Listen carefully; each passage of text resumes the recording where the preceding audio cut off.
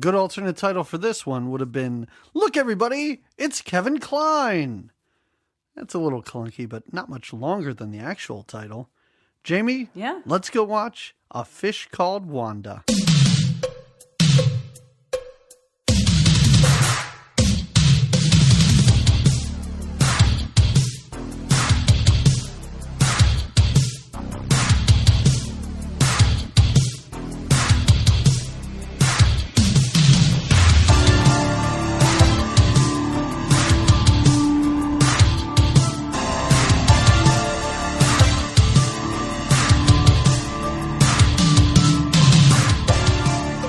Hello, everyone, and welcome to another episode of Good Times, Great Movies.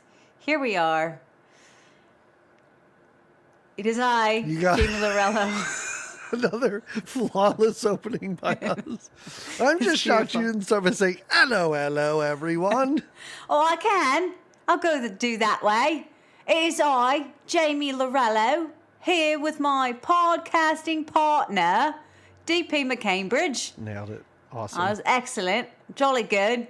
It's so good. I'm going to do the whole podcast like this. I mean, yeah, I'm going to do it. You're going to love it. Maybe I'm Irish. No, I'm British. No, wait, hold on. No, I'm sticking to British because here we are. It's not a British podcast. No, but it is an 80s podcast from 1980s movies. And here we are talking about a movie from the 1980s. We do this every 2 weeks. Every time we have an episode, I like to think that it's someone's first time listening. And immediately they're like, I don't know what this is. I don't like it.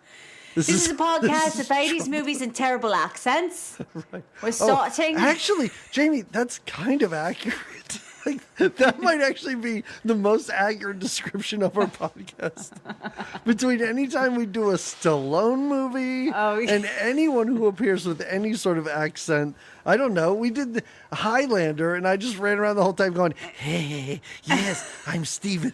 Wait, his name's not even Stephen Lambert. But anyway, it was a terrible accent. Yeah, this is a podcast of bad accents. Bad accents in 80s movies that go hand in hand. You know what we haven't done in a very long time? What's that? We haven't done any housekeeping. Well, let's do it. I got to do just a couple things real quick. First of all, a podcast that I think people may have heard me talk about in the past called the Magic Lantern Podcast. Jamie, yeah. It's hosted by a husband and wife team that I know online. I've known them for a very long time online. They started their podcast about 2 months after us. Oh. And they did... I was about to say they did the same thing as us, which would be an 80s movie podcast with accents, but that's not what they did. What they did was they put it out every other week, and they would alternate talking about their favorite films, some of their favorite films. Yes, I love it. Really, really great. Again, and our podcast always came out on Friday, and I knew I had theirs to listen to on Monday. I just heard today that they are ending the show. So why? Did they run out of favorite movies? I mean, I guess. All their favorite movies. No, it's more like personal reasons. But if people have not listened to the Magic Lantern podcast, you should.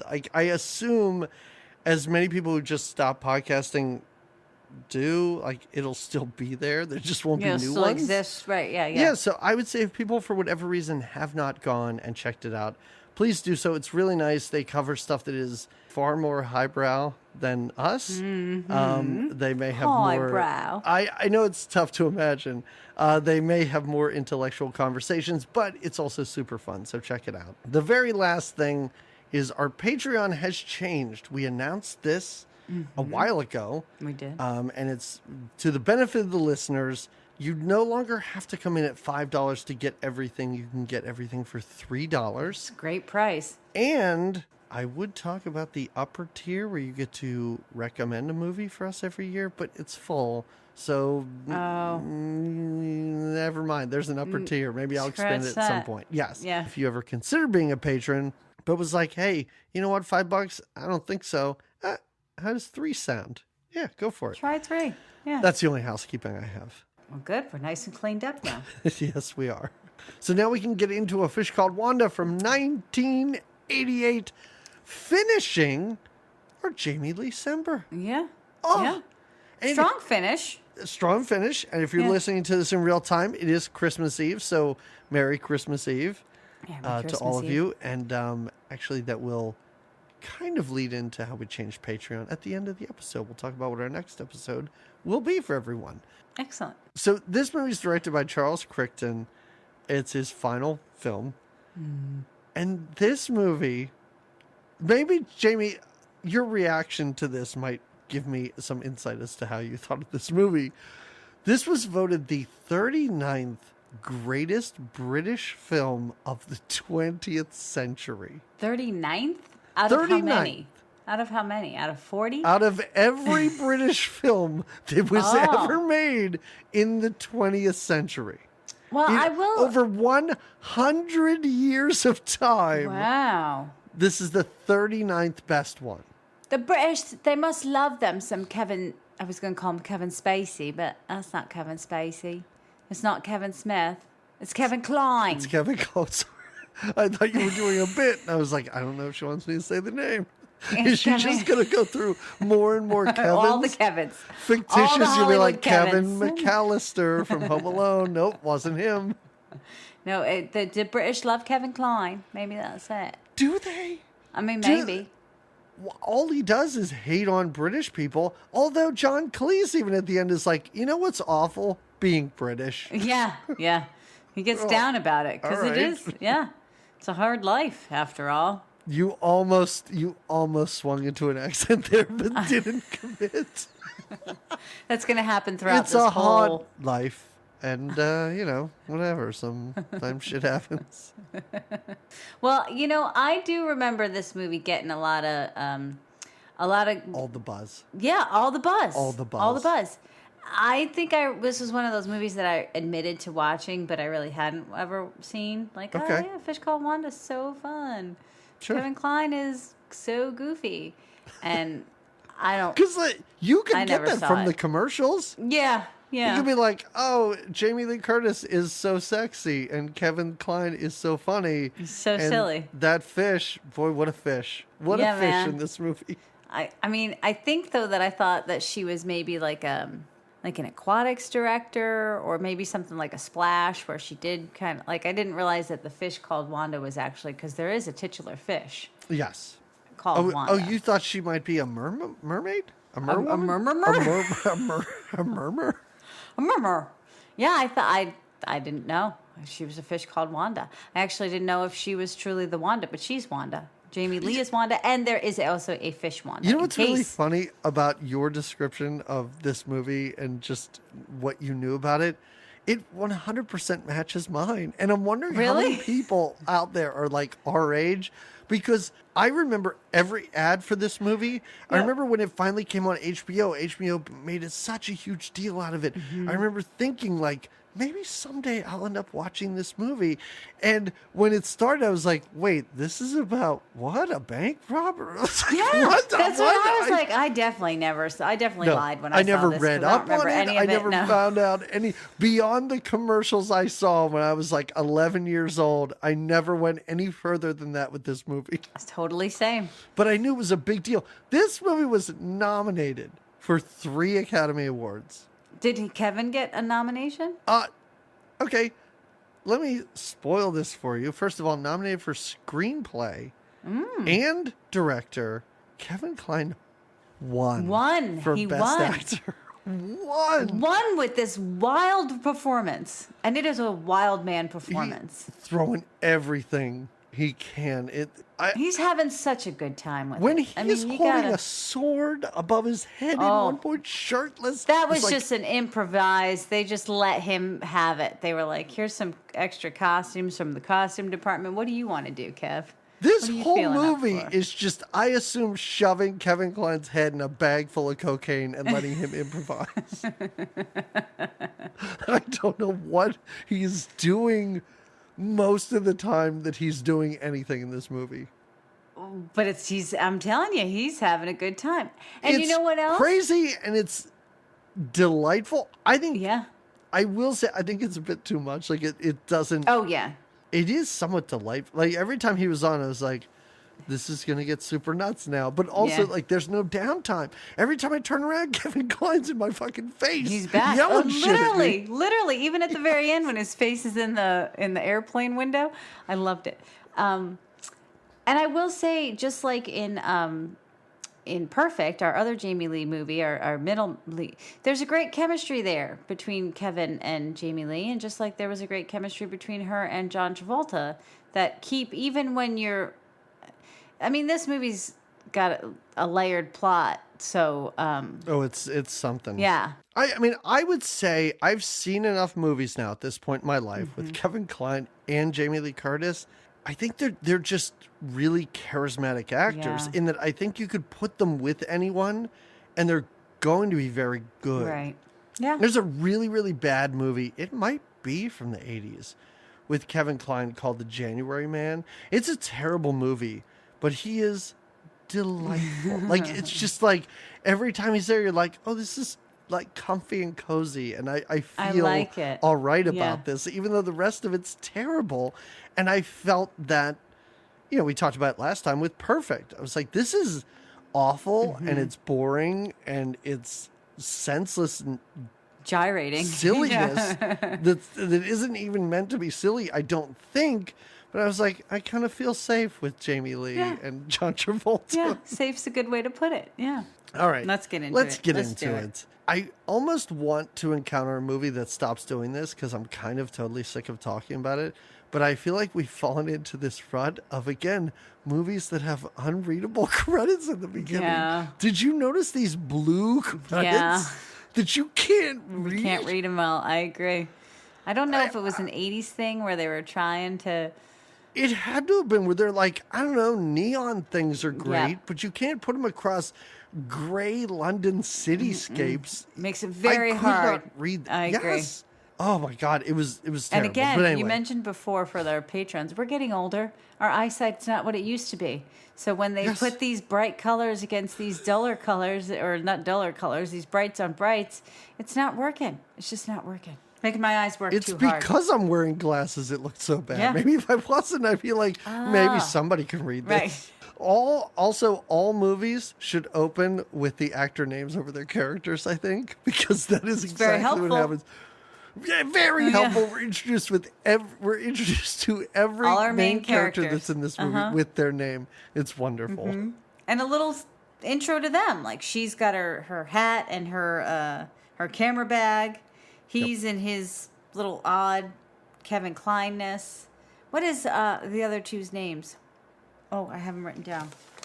There's George. George is he's like the boss guy. Oh yeah, that's the. Is that who you're talking Yeah. about? Are we talking about the robbers at this point? Okay. Yeah. Yeah. So George is the boss guy, and the other guy's name is it Ben or Ken?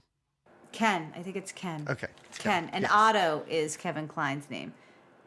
Otto, Oh, okay. Otto. It's Wanda, Ben, or Ken. gonna be tough for me to say Otto. Oh, no, I liked his sorry. name. It's gonna be impossible for me to say Otto. Oh, I liked his name. I do have Okay. I have Kevin in my notes too, but I like the name Otto, and I thought his character seemed like an Otto.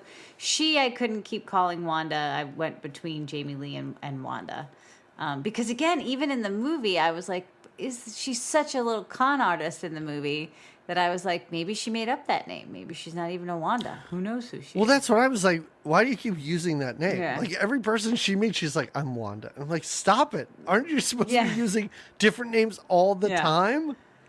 I'm confused by how, I'm not sure they're the best. Well, we know they're not the best criminals, but I mean, she's the best criminal. Yeah, she is. Anyway, let's get into what this is, because basically it is these four characters that we talked about. And their plan is to basically rob a bank. I guess it's a bank. I'm pretty sure it's a bank. So it But appears the safety that deposit box are what they're after, not even so much the money, like the jewels that are like they're stored in dismissing the bank. drawers Yeah. and they're dismissing money to get to actual jewels in here. But Jamie Lee Curtis's character of Wanda, she has cozied up to this, I don't know, crime lord ringleader, Yeah. George, twirly mustache dude, Yeah. whoever this guy is. And then they have a comic relief, stuttering friend named Ken. And it's sort of the Now three of he's them. the writer, isn't he? Isn't he the writer of this? He is not the Oh, I thought he writer. was. John Cleese Oh, wrote sorry. this. John Cleese wrote this with the director. Ah, gotcha. My Yeah. bad. These three are bank robbers or just like shady characters. And this movie basically opens with Jamie Lee Curtis saying, hey, we needed some sort of weapons expert for this. And guess what? I brought my piggish American brother Yes. here, Kevin Kline, and he's great. Sure, he's rude and insults all of you and doesn't listen to the plan. And his big thing is, what was the middle part Oh, you said? yeah. You must say that Yeah, at least 5 yeah, times in that's this his movie. thing. But he's really great at what he does. Mm-hmm. And it's not even like the others seem suspicious of him because they're kind of like, I don't know, Jamie Lee, whatever. We trust you, I guess. Mm-hmm. And let's go do this thing.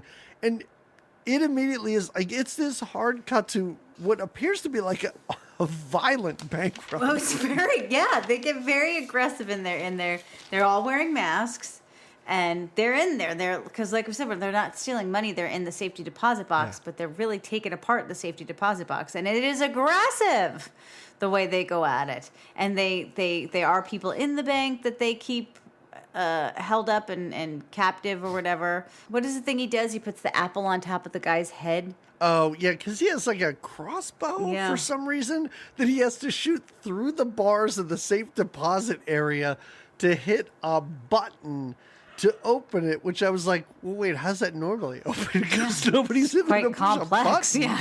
yeah. Speaking of complex, this whole getaway plan that they have is very complex. So like you said, the burglary itself is aggressive and violent.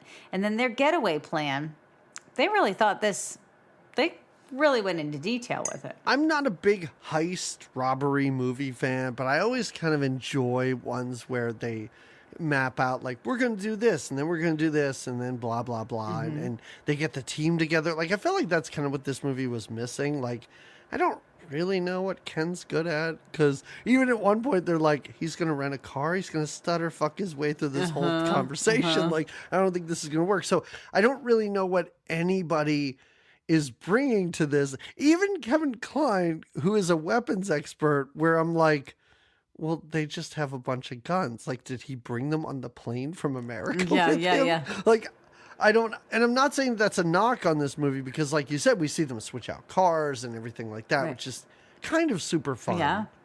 They the switch end out of cars. all They have a of little this. disguise switcheroos that they do, wigs and whatnot. Jamie Lee Curtis dresses as a man for no reason. She has a little mustache Rips on. that right off. One of them, I like it how they not only do they switch cars. What's his name gets on a motorcycle or a little scooter bike. Hello, I got my little scooter I'm bike. on my scooter bike. I want to take it down the road. There's a lot of alleyways in London. Is that even where they are? I don't even know. I believe so. All right, okay. Go ahead. No London accent. Is that a London accent? That's me London accent. Is that a Cockney? Okay, all right, I'm not really sure. Did you not like it? No, it's really good. You sound like one of the Spice It's Girls. I quite appreciate it. good. Thank you. All right. So what their plan basically culminates in that they have this little like garage storage unit Yeah. where they're going to stash the, I don't know, second or third car that they have. And then there's a safe there. So they throw all the jewels into the safe and they're like, great, everybody. We did such a good job. I guess we'll wait till the heat dies down and then we'll come back and we'll get the jewels and split them up between us. Right. So now we find out that, of course, Kevin Kline is not Jamie Lee's brother. They're not brother and sister at all. Wow. These two hot people, the hottest people in this movie, aren't brother and Not sister. at all. No. They are lovers. Lovers. I like it. Is this when he's like, don't touch his dick. Whatever you do, don't touch his No, that's later. It's like- That's later with the lawyer. Kevin Kline is basically the worst criminal and kind of the worst human being you could ever meet. He's fucking everything up. Like, He is. every decision he makes is wrong. Just the fact that every time she is, quote unquote, being intimate with a man, he's in the room. He's right there. This movie's also basically just a story to show you how easy it is to break in and out of people's houses. So these two are kind of making out, and she's like, what a great plan. Let's go back. Let's steal these things. But first, let's call the cops on George. Yeah, this was a smart move. Tell the cops that he did it and everything like that. Before any of this happens, we kind of already see what George's plan is, because he runs back to the storage thing after everybody goes away. Right. And we just see him like looking all like shifty-eyed, and then he walks in. And after he's picked up by the cops, they go back and they find out that the jewels are gone. Yeah. And that he has moved them somewhere. Yeah. And they're totally disappointed because they thought they had him. They thought this was our perfect plan. We got George arrested. The jewels are ours. Yes. And the jewels are gone. So now they have to replan. And Jamie Lee Curtis works fast on her feet. Wanda works fast on her feet. Unlike you said, Kevin Costner, Otto kind of fumbles through plans, doesn't really get what he's got to do next. And even when he gets keep calling him Kevin Costner through this whole movie. Oh, did I? Yes. Oh, he's not Kevin Costner. No, it's okay. No, you can call him Otto. Just call him Otto. I'll call it's him fine. Otto. I'll call him Otto. Well, so she's got a great backup plan. She's like, all right, no problem. I'm going to play like, oh my God, I can't believe you got arrested. Who do you think told you? Would not have been my brother. But she's going to still schmooze up to him and say, but what do we do for the jewels? Where she's still going to. The plan is to find out where he's hid the jewels now that he's taken them, because he does get arrested. He's hanging out in his flat, and he sees the cops coming for him. And he's like, oh, drat. And it's a good George. That's a good George impression, because with that twirling mustache, him saying drat, I think makes a lot of sense, actually. Sure does. Yeah. So she goes to visit him in jail, and this is when she sees John Cleese, who I was like, oh, isn't he in this movie? Yeah, now he's in this movie. He is now his lawyer. Well, we did get a little peek of John Cleese earlier in doing law stuff. Doing law stuff home. With that wig that the British wear when they do their law stuff. And we just know that he's got a not fun home life, that he is he's proud of the lawyer work that he does, but when he goes home, his spoiled rich wife is like, let's have his rich wife is so strange, because he comes home and he's like, so what'd you do today? And she's like lounging out in the yard, and she's like, but she's super stressed about her day. Yeah, a day.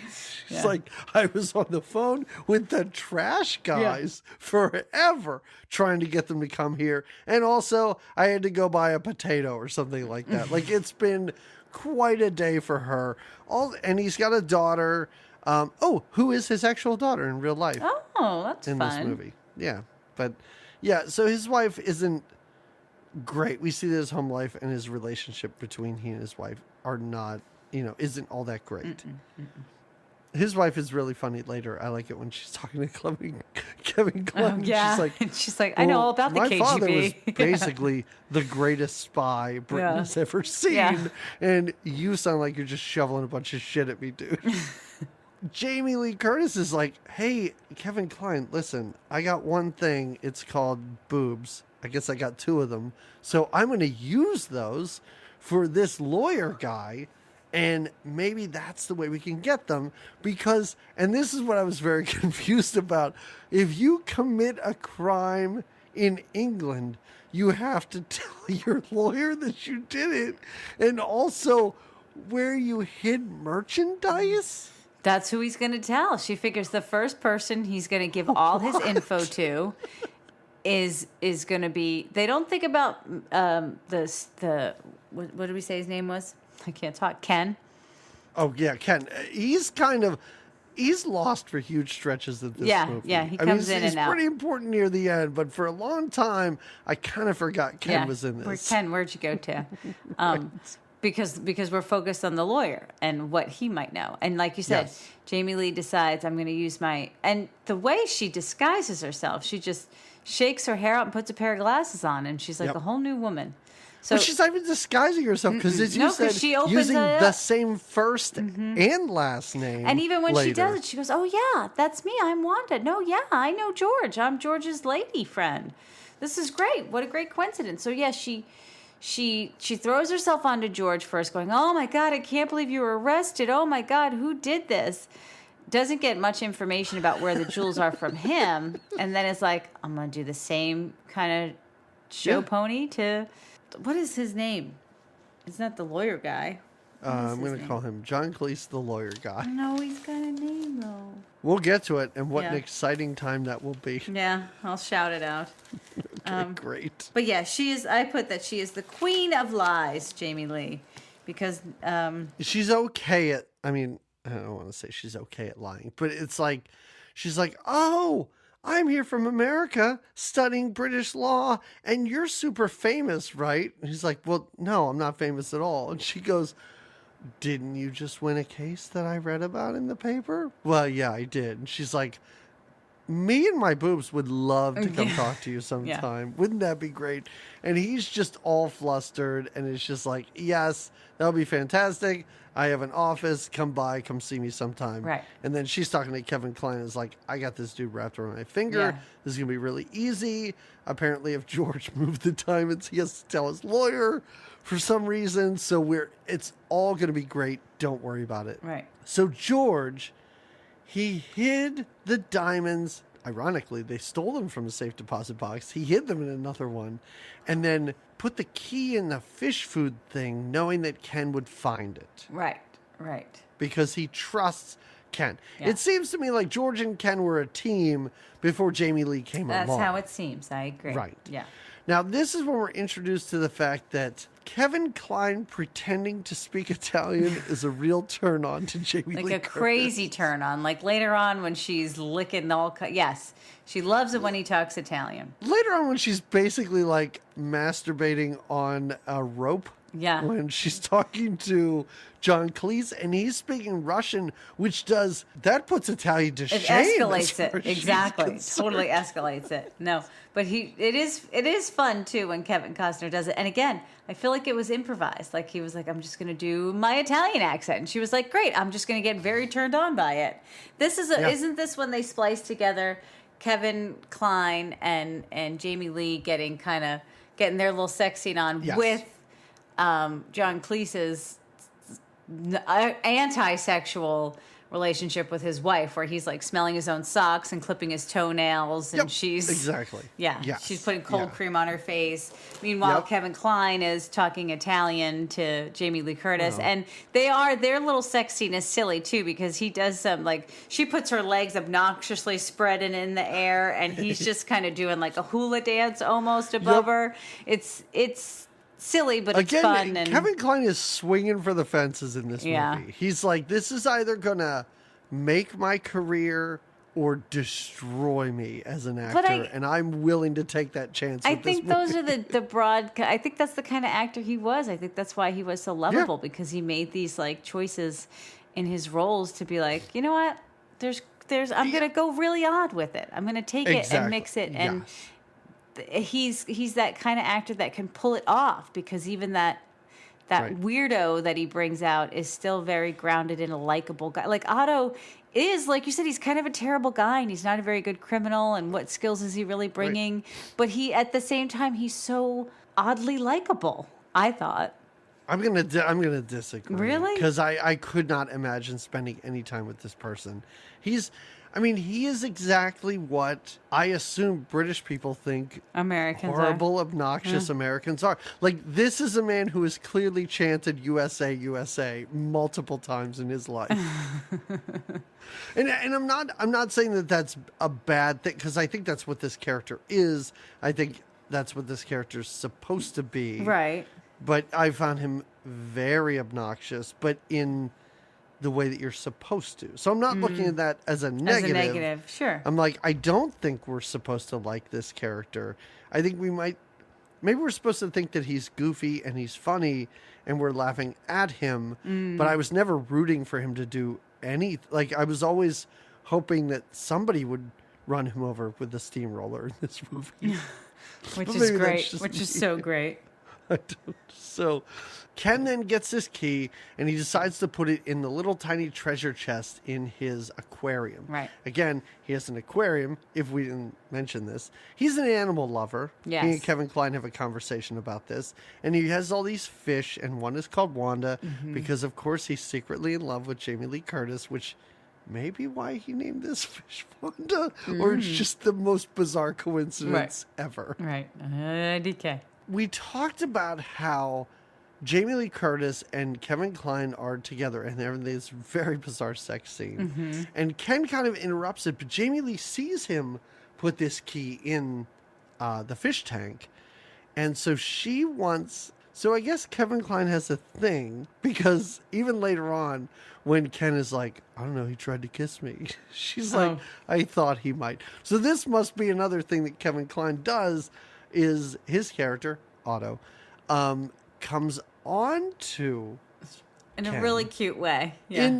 In a very, very, like, leads him out of the apartment into the hallway and is like, dude, I saw you making eyesies at me. I know we got a thing here. It's great. Let's just go in the broom closet here. It'll be the best time of your life. And as Ken is even like resisting this, he's like, I understand. You want to take it slow? Maybe we can start with dinner or something like that. It's really, really fun how he's like, you didn't know I was gay? I understand that. I wasn't sure if you were gay at first, but now I know you are. It's a really funny thing, but it's just so that Jamie Lee Curtis can get the safe deposit box key out of the fish tank, even though, and she puts it in a locket. This movie is overly complicated. I'm just glossing, like, I'm trying to hit all the main things that happen, even though there's little things that happen in witty between. Banter and nonsense in between stuff that is important to the plot of this movie. And wigs and costumes. She shows up at the court again with the blonde wig and some sunglasses.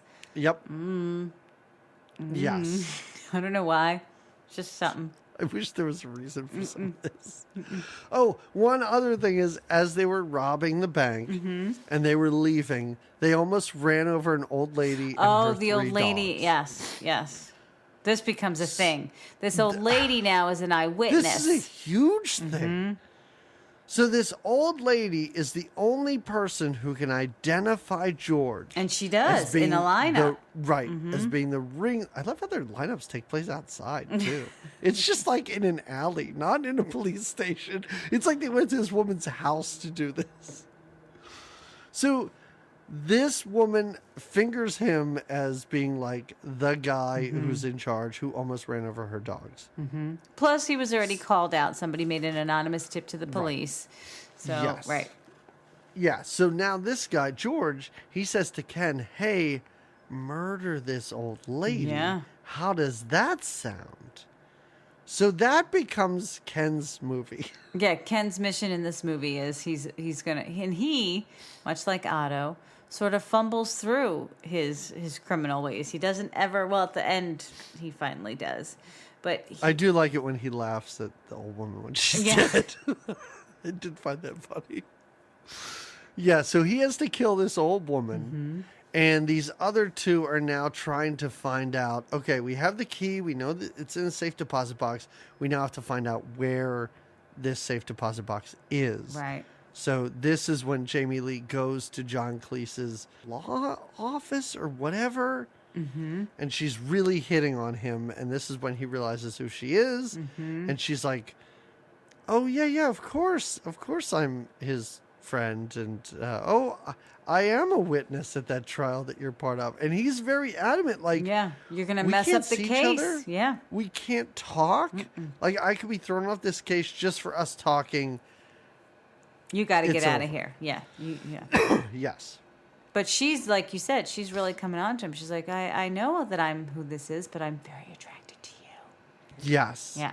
And he must be the dumbest Like, you have to be really stupid if you're not understanding what's going on here, Well, I right? think he's also very, very lonely in his love life. His wife doesn't pay much attention to him. He seems to be very sexually repressed. So this, whether he knows what's going on or not, this woman is coming on to him. And they do kind of, every time they're together, there's this whimsical music in the background, so you know. So we know as an audience, they should have end a up love together. connection, right? They have a real love connection. I do have to tell you, I did not know where this movie was going in the end.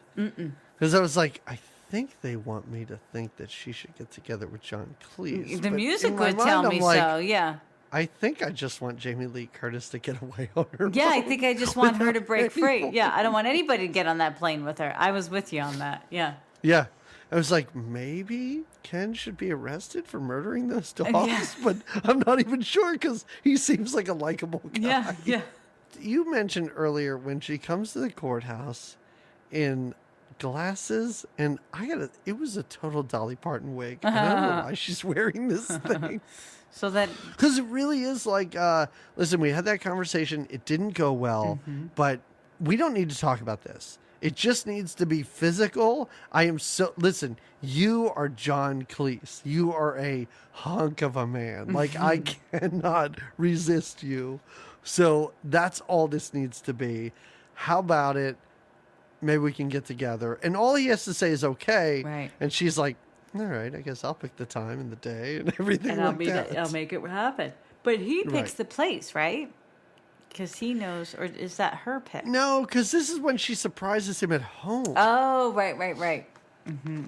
And this is a funny little mix-up here. Yeah, because John Cleese, I was really watching this movie, and there were certain points in this movie where a lot happened, a lot of time went by, and I was like, I haven't laughed, I haven't smiled, I'm not sure if this really is a comedy, but I have to tell you, the stuff at home with his wife when she gets home, I thought was really great. It is really fun. So John Cleese is at home, his wife and daughter are going to the opera or something like that, but boy, he's a lawyer, he has so much work to do. Yeah, he's going to stay home. Sure. Yeah. Also, his wife and daughter leave, and they realize they have a flat tire. It is still daylight outside, Yeah. and they realize they have a flat tire. They must be 3 blocks from their house. I'm not sure. They're not turning around and going home. Mm-mm. Now it's pitch black outside. Kevin Kline drives Jamie Lee Curtis, and this is where he's like, don't touch his dick. Whatever you do, you can do whatever you want. No dick touching or whatever. Right. He breaks her in. Again, very easy to break into people's houses. And she's just like, hey, John Cleese, you're just reading and everything. And, you know, I'm super hot. Like, can I just come in? It'd be great. Yeah, mix me a drink. Make me a drink. Yeah. And let's get it on. And it's this slow. I love it. She just puts his face at one point in her cleavage, and is like, just kiss me right there in my cleavage. And again, Kevin Kline just kind of watching the whole time, like right there, just like comically his face right there. First he's watching from outside and then gets concerned and has to go into the same room they're in. Same room. And standing in the doorway watching this. It's not good. He's a terrible criminal, like overly jealous. Oh, also you can't call him stupid, which is a thing that goes through this movie too. Yeah. But anyway. And yeah, he forgets the middle thing, and you can't call him stupid. Right. You had mentioned she puts the key in her locket, the lockbox key that's so important, where she has to. And even while they're making out, she says something like, "But do you know where the lockbox would be?" And he's like, so dumb. "Why are we even talking about this? Like, I'm about to get it on with you." And she's like, "But it's just that I gotta know." But her necklace gets taken off of her at one point, or she takes it off. It falls off. Right. Or something. And then, sure enough, his wife comes home. Now she makes him go get another drink for her. She says first she was so hot, she needs a hot drink. Then she's so cold, she needs a cold, whatever. She needs a second drink. He goes to mix her a drink.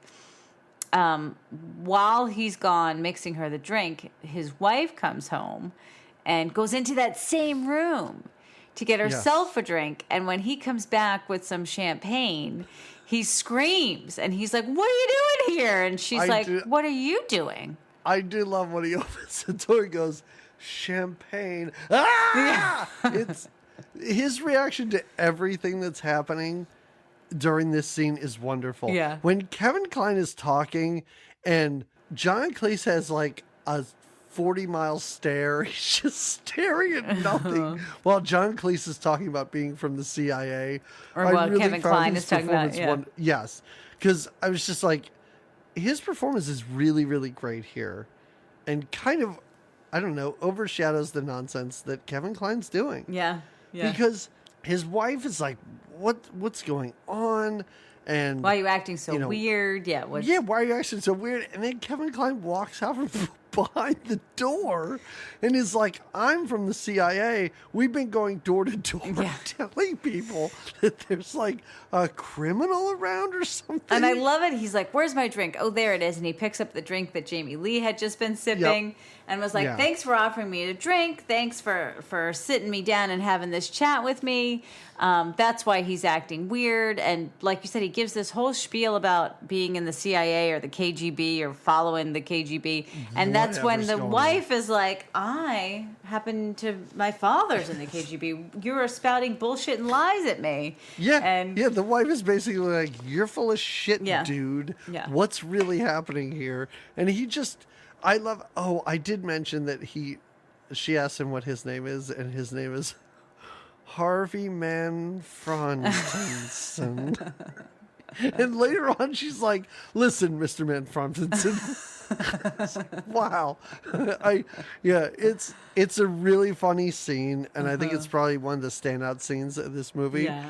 It's just all of this, and again, the fact that Cleese is just staring and has no idea what's happening. Jamie Lee has disappeared from this room, and there's just a strange man right now talking to his wife. It's very funny. I did think at this point, like, there were multiple moments in this movie where it felt like a Coen Brothers movie, like it felt like a Fargo. Yeah. And I was like, this is the point in the movie where Kevin Kline would shoot his wife in the head and this whole movie would turn dark. And I was like, I kind of would want to see that movie, strangely enough. But this movie never goes quite there. any serious. It's never serious. It's a full-on comedy, definitely. Yeah. After Kevin Kline leaves, embarrassingly, his wife does find this locket, and it has a W on it for Wanda. Mm-hmm. And what's her name? Like Wendy or something? Yeah. Yeah, Wendy. and she's like, oh my God, this is the greatest thing ever. What a turn she takes, because she pretty much hates her husband and Yes. thinks he's gross. And now this locket has changed her whole mind. She's coming on to him. She's making out with him.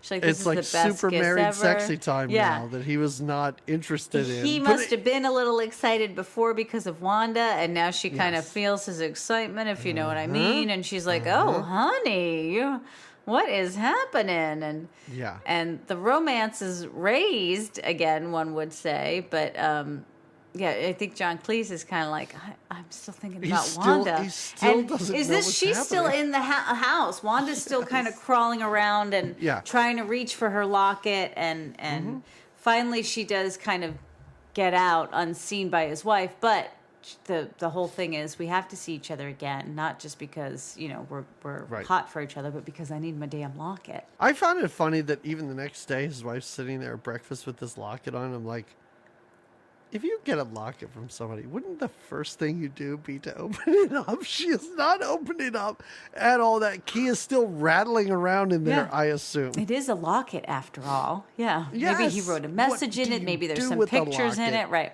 Yes. All right, so now let's cut over to Ken and see what he's got going on. He's just killing dogs. Yeah, because I guess he wants to distract her so that he can kill her, like get these little dogs away. He's sitting in the back of a car with a Rottweiler. Yeah, with an attack Rottweiler. Remember when Rottweilers were like the pit bulls of the Yeah. 80s? Yeah. And he sets this Rottweiler free. Again, I don't know what his plan is. I don't know what he's trying to do.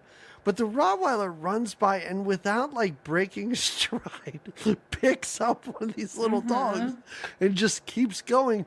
Then it's a hard cut to a funeral. And I was like, oh, I guess the old lady died of a heart attack. Nope. That does happen later. But not this time. They're Not burying the this dog. time. It's a funeral for a dog. Yes. And Ken's there because he's an animal lover and he feels really bad about this.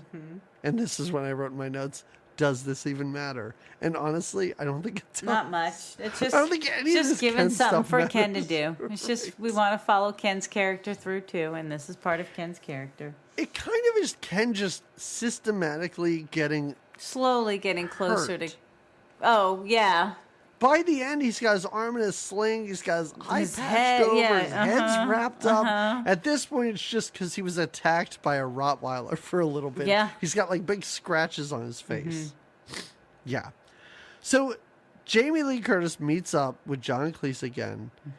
And this is at his little bungalow, whatever he's got going on. Yeah, He's dancing the polka and just talking about how terrible it is to be British. it's not easy, you know? Life is just boring when you're British and there's demands on you. And Yeah. you Americans They- with your spicy lifestyles. Yeah. They're almost having sex. Kevin Kline comes in, and then they just make fun of Kevin Kline for a while. Oh, I yeah. guess to get him Well, very Kevin angry. Kline doesn't, they don't know Kevin Kline is there just yet. Oh, she does. Oh, yeah. She sees him. Yeah. Yeah. She's just egging him on, like talking about what an idiot he is. And calling him stupid, right? Because she knows stupid upsets him. And he's course going it on does. like, I can't believe he said all that bullshit about the KGB. I mean, that was ridiculous what he said. Yeah. And then he just jumps onto them, doesn't he? Is this Yes. when he just, they're like in it, like doing it, and he just jumps in the middle of it. Right. This scene kind of fizzles out. Like, let's just go back to another dog being killed, because now Ken is dressed, I don't know, like he's from Jamaica? The fuck is going on? And he decides that he's going to run this lady over, but instead just runs over one of the dogs. And then crashes the car and runs away. And now he's placing flowers on the dead dog's grave. He's sad about each dog he dies. Or each dog he kills, I should say. Oh, yeah, I said he's a Rasta man. Is he dressed as a Rasta man? Oh, He is. Before the scene that you said, just kind of like what's happening. Otto, Kevin Kline, he's like demanding that he gets an apology from John Cleese. Archie is his character. This is when he hangs him out the window? Yes. Yeah. Yeah, because Yeah, he wants... because he heard all the bad things he said about him, and he demands an apology, and John Cleese gives the most British apology that you've ever heard in your life, and Kevin Kline even just has to think, like, was that an apology? I guess it was. It's okay now. Well, and that's why later, the next scene, after the dog funeral number 2, the Rasta funeral, we'll say, Wanda is like, how stupid are you? I mean, really, how stupid are you? We need this guy, and you're making him apologize to you, hanging him from his feet outside the window, and he is the guy that it knows the information that we need, but you're making threats at him. Not a good idea. And even Kevin Kline is like, oh, I mean, all right, maybe that wasn't a great idea, but I still want the apology. And she's like, you need to get over yourself. You need to right? I do like how she tells him he needs to apologize over. Like, she tells him in as many ways as you can tell someone that they need to apologize, and he goes, I'm sorry. And she's like, not me, you fucking idiots. Like, you haven't been listening to anything I've been saying. So Kevin Kline decides to go back to John Cleese's house, and he's going to apologize to him there. But first, he's going to do a little bit of meditation in the middle of the driveway. Well, because he fancies himself an intellectual, right? Doesn't he read? Like, even at one point, she says, a lot of the things you say are bullshit. Like, the London Underground is not a movement. The things that you claim are true are not. You claim to be this, book smart intellect, and it's not. You're not that. Your information I do like is how false. after she says all these things that should seem obvious to any normal human that they're not real, she goes, I looked them up. It's like, okay. She did her research. Yeah. But then, he's meditating beforehand. Yeah, there's something about, he's got a theory on Buddhism. I forget what it is that she's like, that's not true. Oh, it's about how Buddhism, like, they just kick ass, and before they go into battle, they meditate before they go into battle to slaughter people. Right. It's kind of funny. Yeah, it is. But he hears commotion in the house, and it's basically John Cleese robbing himself, like staging a robbery. Well, because he's got to get that necklace somehow from his wife. He promised. So that was the last that he and Jamie Lee ended things. Jamie Lee was like, I can't move any further with you sexually until I have my necklace back. And I can't, because I can't have sex with someone I don't trust. And in order for me to trust you, you have to get me back my necklace. You promised that you would, and you getting it will ensure to me that you are trustworthy and Right. that we can do the dirty. We can, Yeah. seal Again, the deal. This is all a bunch of lies, yeah. John Cleese, and any normal human being would understand. Like, we can't be physical until you get my necklace back that I dropped at your house. Well, and again, Okay. he can't get the necklace back because his wife thinks this Right. necklace is the cat's pajamas and is not giving him up. Why she wasn't wearing it Yeah. going shopping this Yeah. day, I don't know. Well, so he's, like you said, he's staging this burglary at his house. He's kind of having fun with it. He's got a great He's big, having a great time. yeah, he's got a great big black garbage bag. He's breaking things like little teapots or whatever that must be special to his wife. And he's like, ha ha ha. But he is dressed like a burglar. And Kevin Kline has gone to the apartment or his house to apologize and now thinks, oh, yeah, this is going to be great. I'm not only will I apologize, I will save this Basically guy. beat an intruder to death to show him, and I like how as he's beating him up, John Cleese is like, Otto, it's me. And he's like, nobody gets to call me Otto. And then that's when he clicks and he's like, Yeah. how do you, wait a minute, how Yep. do you know I'm Otto? And then he reveals and he's like, oh shit. And then he beats him up some more. He's like, He's why would totally you do knocked that? out, and Why? he just keeps kicking him. Starts Yes. kicking him. He's like, why? Why did you make me beat you up? Why wouldn't you say something? How would I know? He keeps saying, how would I know that you were going to do this to your house? Like, this is so silly. Also, a great end to this scene because his wife gets home and goes in one door while Kevin Kline walks out Yeah. the door right next to her and just wanders off. Mm-hmm. So John Cleese has the necklace. Well, 'cause wait he a minute. Put it in his mouth. Not only does Oh, he go have the ahead. necklace, yeah, that's what I wanted to. Yeah. How he Oh, it's- gets it's the a fun necklace scene. is he swallows it. This huge, long locket. It's a big He locket. doesn't swallow. He just puts it in his mouth. Well, and then Because she's even like, can't you talk? And he's like, Mm-hmm, And then later on, when she looks the other way, he spits it in his hand and Yeah. puts it in his pocket. But it is a funny scene of her going up the stairs and then down the stairs as he's frantically trying to eat this because his hands are tied behind his back. Right. But now even more believable. Somebody came in, they tied him up, they Yeah. burglarized the home, and his reaction is like, oh shit, well, I gotta go. Like, this has Yeah. been great. And clearly and she's like, what do you mean you have to go? Like, you were just beat up and we were just robbed. And he's like, well, I have a meeting. I've got to get to it. I got Yeah. lots of work to do. Bye, everybody. Bye, family. Yeah. Now, he's put the locket back in his mouth so that when he kisses Wanda, when he sees her, he can return the locket via mouth. Yes. This is a lot of Super locket hot. in the mouth for me, but it's fine.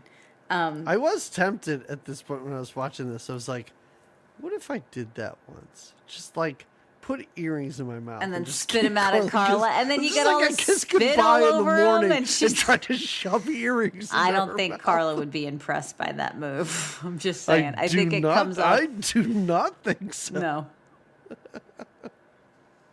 I don't want any jewelry that was just in my husband's mouth. I don't No? know. I don't think so.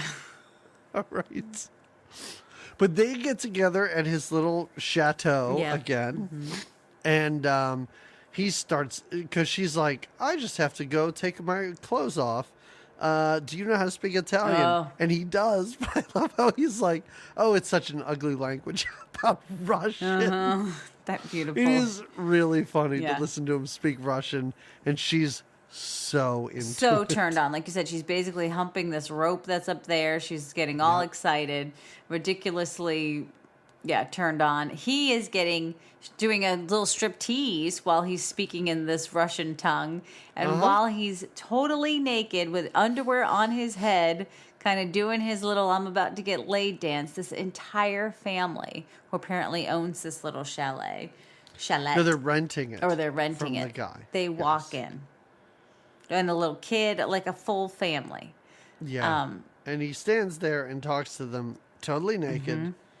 No big deal. Nothing. At all. Like really, they seem shocked. Why are you here? He's like, why are you here? Blah, blah, blah. They both think they have the place. It's the most like, again, I hate to keep saying stuff like, this is the most British, like, people who should be like somebody should be saying something, but it's the most polite conversation these people are having while he has no clothes on. And it's not until he takes a picture of this woman's face and puts it over his crotch that there seems to be any issue at all. Right. And why does this woman have a picture of herself in this house if they're renting it from this other guy? Question mark. It's like a headshot too. It's a black and white of her face. It sure is. I don't know. Question mark. Again, just showing how easy it is to get into other people's houses. But I guess these people had a key. So that night, for whatever reason, John Cleese calls Jamie Lee and is like, we can't see each other anymore. Yeah. And it's this weird moment in this movie where the camera hangs on her. She has the key again to the safe deposit box. And she just seems like, I'm so upset by this. I'm like, why? Like, what should myself as a viewer think that there was some sort of, just because I heard the music, I understand, Jamie, I heard the same music you did. Yeah. But I did not think there was any sort of love connection there. There was a little bit of one. They had a jolly good time together. And he before he breaks up with her, I think it's this night maybe before he speaks Russian to her, he kind of says like, you make me feel alive. You wake me up. You're so spirited. Sure. This is when he goes into the whole spiel about how hard it is being Englishman, but how wonderful it is to be awakened by this young American student. And maybe that makes her feel good too. Like, wow, he loves me for the little light that I am. And so when he's breaking up with her, she's like, oh, he doesn't love me because I can help him, with some shady crime or because I'm, just sexy. I mean, that's part of it. But he loves me because I make him better. That's a beautiful thing. There you have it. He loves me for me, not because I look like Pavarotti. So after all of this, I guess it's the same night. Because John Cleese is outside his house, and Kevin Kline apologizes, like but like aggressively, with a gun in his face. And it's like, I want to say I'm sorry to you. I'm saying I'm sorry. You need to accept my apology. Yeah, I'm saying I'm sorry. It's fine. My sister, I get it. She's super hot. You want to bang her? Do so too. Yeah. And I love how his wife is just listening right through the window, right above them to all of this. And he's like, you want to fake rob your house? I'm sorry I got in the way of that. It seems like a fantastic plan. You want to cheat on your wife? Go right ahead. Yeah. And this woman hears everything that's going on. So let's talk about the last dog that is killed, because I did think this one was kind of funny. Because instead of shooting, he's got a sniper rifle now. And instead of electing to shoot this woman, he's got a clear shot of her. He decides to shoot a rope that's holding like a big cartoon. box. It's not even like a piano. Yeah. It's like a scene. But that's what it should be. It should be a piano, but he's like, I'm going to crush this woman. But she walks out, and I like how she sticks her hand out. Is like, well, it's raining. I'm not doing this. Yeah. Turns around, and this box falls and squishes her dog. Last dog who down. She then tries to, like, walk, but the leash is stuck under this box. And it's too much for her, and she finally dies. And this is what kills her. And he walks across the street and laughs. Yeah, crowd gathers and can't believe that she's passed out and died, and he thinks it's the funniest, best thing because he's finally followed through and killed her. And earlier, a couple of scenes ago, when George in jail had made the offer to tell him, you need to kill the old lady, Kevin Kline made a bet with him, saying, that he wouldn't. You're not going to be able to do it. I'll bet you a pound that you can't actually kill this woman. So now he's done it. And now that she's dead, George is totally off the hook. Right. And he's very excited. So pleased. He's like, Ken, go buy 4 first-class tickets. Yeah. We're out of here, the 4 of us, because they still don't know. I think he suspects that Kevin Kline isn't on the up and up, but still, he's like, 4 tickets. There are 4 of us. We're getting out of here. Yeah. Ken is all excited, and he gets back to his apartment, and Kevin Kline is there, and he ties up Ken, and he starts shoving fries. Oh my God. Chips up his nose, trying to find out where this safe deposit box is. It's a pretty intense way of interrogating someone. He puts because they call them chips. They call fries chips. Chips and fish. So in case you didn't know that. In case you didn't know. Listening audience. So he shoves, and then he puts, it's terrible because the fries are those thick cut fries, so they fit right up both his nostrils, so he can't breathe out his nostrils. And then he puts like a lemon or something in his mouth. So it's now a pear. Oh, it's a pear. He can't breathe out of his mouth. British and their pears. You know how they love a good pear with their fish and chips. And then he says, and you know what goes so great with the chips is the fish. And he starts eating, Kevin Kline starts eating the fish out of the aquarium one by one till he gets down to Wanda. It's Kevin Kline chewing on not just fish, but scenery throughout this entire movie. And it's just him flip-flapping, shoving fish in his face and saying, ooh, the green ones are terrible and everything. It's kind of super fun, but it's really making Ken crazy. And Ken's finally like, fine, the key is inside the little fish tank, the little treasure chest. At least that's where he knows it to be. Yeah. Because it's really great because Kevin Kline opens it up and he's like, oh, it's not in here. But then he goes, but you thought it was. Right, you really so now did. Kevin Kline knows that Jamie Lee has been two-timing him. Yes. But Jamie Lee's very busy wearing both a bonnet and a giant bow on the stand. What is this? I don't know. I don't know what this choice was about. But it's a choice she made in her wardrobe. But she does. She takes a stand against. We think that she's going to be for George and help George's case out, right? And then she's going to provide the alibi by saying he was with me in the morning. He could not have been a part of that burglary. But she then says, no, my brother was also there. Yep. And George actually left kind of abruptly and said he had something to do. And I thought that was odd. And George freaks out and goes to lunge at her in the courtroom and take her down and is like, what do you mean? Yeah. When she's talking and she's like, oh, yeah, he was there all day except between 2 and 4. Yeah.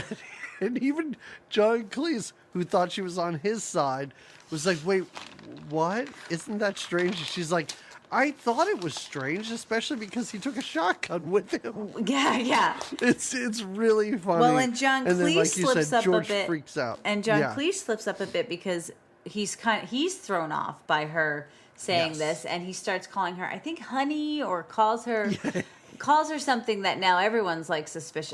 Why are you so intimate with her? Oh, and his wife is also there watching. And like you said, she's overheard some scandalous things that she big mouth. She's shown no interest in his career before this. But after all this mess and everything, I do like how his wife comes out because he's been trampled or whatever's happening. Like there's no bailiffs in England. This guy runs roughshod on this entire courtroom. Yeah. I like how she tells him, you can stick this marriage right in your bottom. Right in your bottom. It's really great. Because it's done. As if that wasn't a good enough line. Kevin Kline then goes to talk to George because George is totally screwed at this point. Oh, yeah. And Kevin Kline walks in. He's like, you got to tell me where the safe deposit box is. And I love how George goes, you tell those, there's 2 cops. He goes, you tell those pigs to fuck off. And I love how John Cleese just turns around and goes, fuck off, pigs. I said fuck off. And then the cops have to leave. And then he tells John Cleese where the safe deposit box is. So now John Cleese is like, I'm going to go get Jamie Lee Curtis. We're going to get the money, the diamonds, and we're going to be fine. But first, he has to get Ken because Jamie Lee Curtis isn't there because she's with Kevin Kline. The end of this movie is just like a bunch of people running around an airport forever. Oh, sorry, go ahead. No. So the stuttering thing, it's out of control at this point in the movie. Like Well, because they want I information from him, but he can't give up the information. Needs to give them the name of a hotel or something. Where this lockbox is. And nobody, I love it, nobody has thought to ask him, because now John Cleese, when he's asking him, is more gentle. He's like, it's okay. Take time. Maybe sing it if you need to. Maybe take some time with it. Okay, no, write it down. It's kind of cute. It's funny when he is saying, we have time. Yeah. Don't worry about it. It's totally fun. Yeah. And then he writes it down. Like, they're literally writing stuff down, and then Ken gets up and starts to pretend that he's an airplane. And I'm like, you're writing this down. What are you doing? He does. That's right. He's like, this is great. We're going to play charades. It's awesome. Oh. So they get to the airport. Listen, I got to say, long story short, they get to the airport, and somehow Kevin Kline has John Cleese at gunpoint. He makes him get in a barrel full of sludge or something. Yeah. I don't know what this is about. Yeah, I don't know. But he's like, I'm totally going to shoot you now, dude. I guess Jamie Lee Curtis is just comfortable on an airplane. I'm not really she's sure good. what she's doing.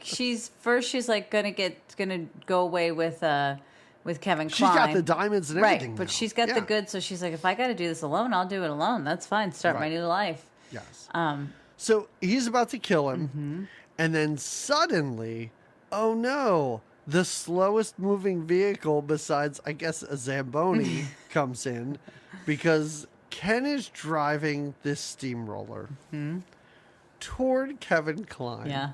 As fast as a steamroller can go, which isn't very fast. No. Kevin Kline somehow realizes that he's been standing in wet cement that has dried very quickly, and he even goes, and it's a small fucking patch British of red. Wet cement. It's like, what? What kind of chemicals do they put in their wet cement there where it dries immediately? He can't move, tries to reason with Ken, tries to shoot at Ken, finally gives up and is like, you don't have the guts. And Ken steamrolls him. You actually kind of see him like squish into the cement, which is fun. It's kind of silly, yeah. Now, first of all, Ken Stutter's gone because all he needed to do was murder an American for that to happen. That's how it slips out. Yeah, while he's on the steamroller, he's like, I'm not stuttering anymore. It's totally gone. Yeah, he thinks it's great. John Cleese has made his way onto the airplane. Jamie Lee Curtis is more than happy to have this guy with her even now. though he's got sledge from his hips down all over him. He's on the plane. Yep. And as they fly away, Kevin Kline, caked in cement, is on the side of the airplane somehow. Just his face. Just there. Just lingering. I don't think he survived that flight. No, I don't think you can he survive did. on the outside of the plane. I don't think that works out But they for him. did make a spiritual sequel, Nocturnal Animals? No. Frisky Animals? Sexy Animals? Something like that. Ah. They made it like 10 years later, or 5-6 years later. Is the cast reunited? No. Yes. Yeah. All of them. Oh. Yeah. And it's about a lemur, not a fish. Interesting. And similar shenanigans of Don't know. Haven't seen. Well, it's a 90s movie, so we won't cover it for this one. We'll never watch it. No. Never in my life. I will go to my grave never having seen that specific Jamie Lee Curtis movie. Well, so be it then. Hey.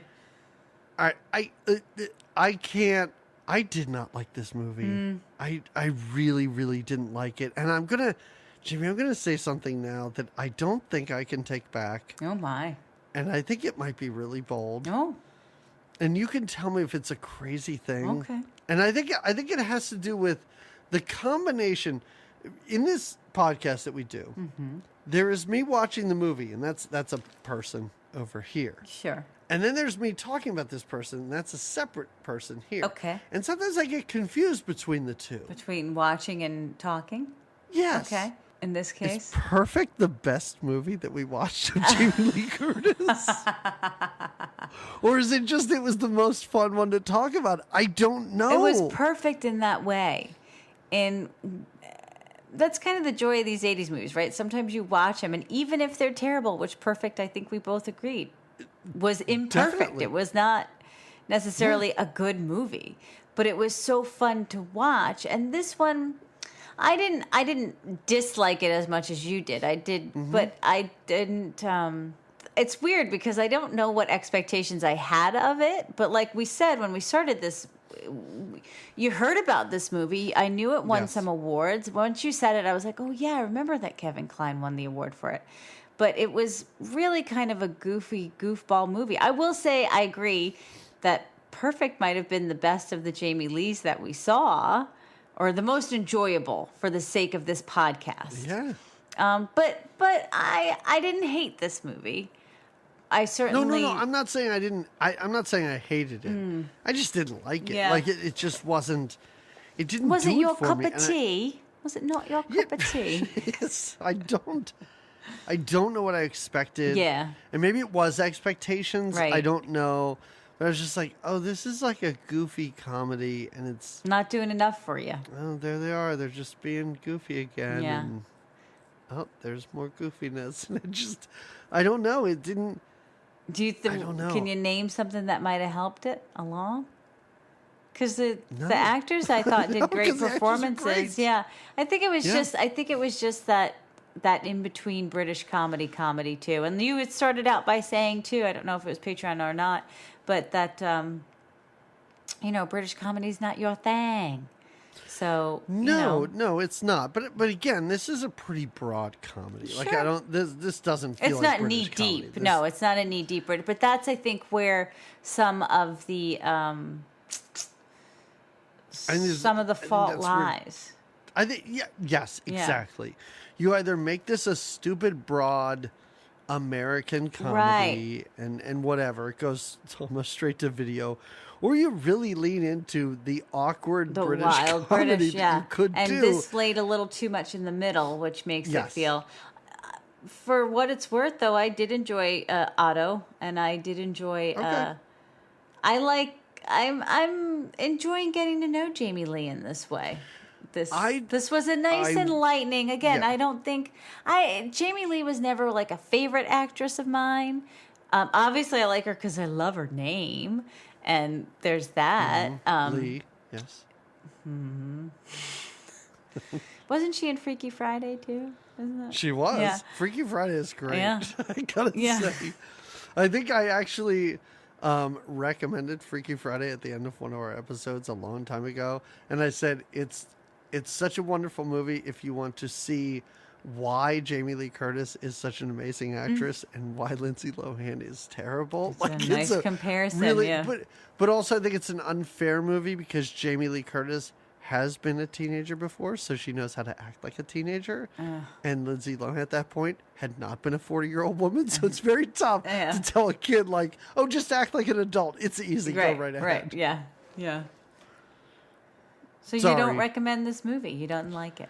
No, I think it's one of those things where if you were so curious, strangely as I was and as Yeah. you were growing up, if it has escaped you for this long, there's no reason to seek it out. There's Like, probably a reason why. I agree. yeah, I agree. You're going to be disappointed. Yeah. And if you want to see why Kevin Kline won an Oscar, it's Kevin Kline. Just take that and be like, oh, yeah, he deserves one. Because of who he is, yeah. Yeah, maybe not for this movie, but there's plenty of other stuff he should have won for Right. that he didn't. So it's okay that he's got it. Yeah. Yeah. Do you have a recommendation? I do, and it's kind of based Oh. off of Kevin Kline. You'll appreciate it. I don't know that I love this movie, and Mm-hmm. I might have recommended it before on the podcast. I don't know but the Kevin Kline's sweet wife, as we know, is Phoebe Cates, Mm-hmm. and we might have recommended this when we did Lace, Princess Caribou. Did I recommend this when we did Lace? I think I might have. Now that I'm saying it out loud. And that's okay. That it just shows you how much I love this movie.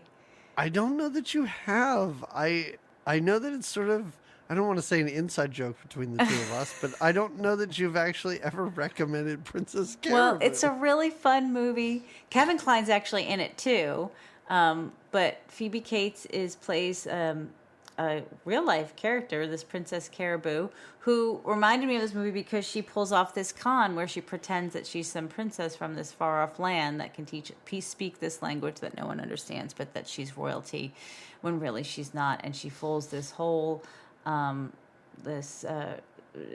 is it British royalty that she fools?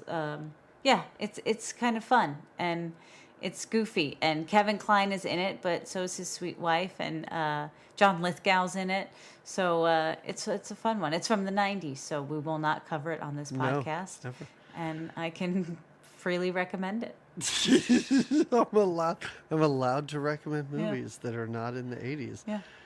Jamie, I'm gonna listen. I had a different movie to recommend, but fuck that. I don't care. You've inspired me. Take it. Because I'm gonna recommend a Kevin Kline movie that also had Phoebe Cates in it. Because it is "I Love You to Death," which is clearly like that is my That's one favorite of the best Kevin Kline movies. It is. If you people know Keanu Reeves from Bill and Ted, and I don't know those John Wick movies he makes now. This is his best performance. Yeah. His best performance is with John Hurt, where they're those two stoned out of their minds murderers. I love them in this movie. So good. It's Tracy Ullman, and she basically wants to murder her husband and tries so many different things. I love when she gives him all those sleeping pills at the beginning, but it just makes him like goofy, like he wants to just play Monopoly all night and stuff like that. It's such a fun, like, a movie about murder that is the most delightful thing you've ever seen. Delightful murder That's exactly movie. Because he's cheating on her with Phoebe Cates, which I get. Also, Victoria Jackson he's cheating on her with, which is a really fun scene. It's a movie I saw so much as a kid, like way more than like. It's a movie that has so many weird adult themes in it. Yeah. But just as like an 8, 9, 10-year-old kid, I watched this movie a ton. And it's the best thing he's ever done. His Italian accent is insane. It's better. Does it than turn it you is in on this the way movie. it turns on Jamie Lee? It turns me on in that movie way more than this one. Yeah, it does. But also, he's Kevin Kline. He's super hot anyway. Who cares? Right. All right. All right. So we are going to. So that wraps it up for this episode. That's right. Again, we talked about Patreon before. Find us on the social media things. But let's talk about what we're doing for the next episode. Because if you're listening to this in real time, like I said, it's Christmas Eve. Happy holiday. And for the past 3 to 4 years, I'm not sure how many at this point, every Christmas Eve, we have been releasing a Christmas cartoon special. Super fun. For our patrons. So again, those things are on Patreon. They will remain there. But we decided to make that into a regular episode, one for everyone. So if you're listening and it's Christmas Eve tomorrow, on Christmas Day, you're going to get to listen to us talk about Christmas Comes to Pac-Land. Pac-Land. Like Pac-Man's Land. Like Pac-Man's Land from 1982. Which I was shocked with how early this was. I mean, what does a circle with a mouth do for Christmas? I don't want to get into it, Jamie. I already watched it. Oh. It is a thing that we're going to have to talk about. Are there songs in it? No. Oh. Okay. Not a single song. It's only like 20 minutes long. All right. But yeah, so over on Patreon, we did, what did we do? We did a Cabbage Patch Christmas. We did. We did a claymation Christmas. Oh, yeah, that was last year. That claymation, that California A lot of Raisins singing in Christmas. that. A lot of singing in that. And we did that Mr. T one. That was a patrons episode. Guys, we also used to do like December 1st episodes, Christmas episodes. Yeah, oh my God, Mr. T and Gary Coleman. Yeah. Holy shit, that was amazing. That was so a much great fun. one. That was a great But little the other special. cartoon we did was Garfield Christmas. The Garfield one. Yeah. Yes. Yeah, classic. So this is our fourth. Oh, we How did did the we He-Man forget one. A He-Man and She-Ra Christmas, where they landed, where they kidnapped some South American kids. By the power of Grayskull. All right, that Merry might have been Christmas. my favorite one. Anyway, we will be back to talk about Christmas Comes to Pac-Land tomorrow, everyone. Get ready. It's the holiday season. Full effect. So, yeah. So, Merry Christmas Eve, everybody. And, I don't know. Happy Jamie Lee December. Well, it's Jamie Lee December. Yeah. But, yes, happy Jamie Lee December, everybody. Yeah. I hope you enjoyed it. I enjoyed 2/3 of it. All right, everybody. We'll talk to you tomorrow. Bye. Merry Christmas.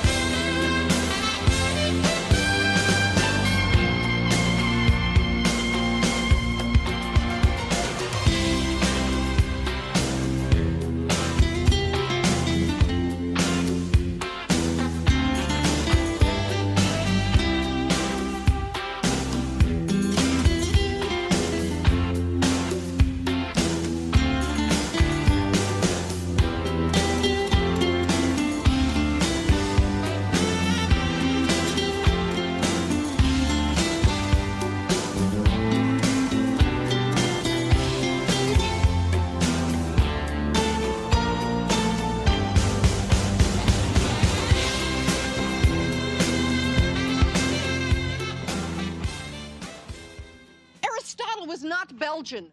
The next day I'm editing together She-Devil, and I'm like, I don't remember any of this.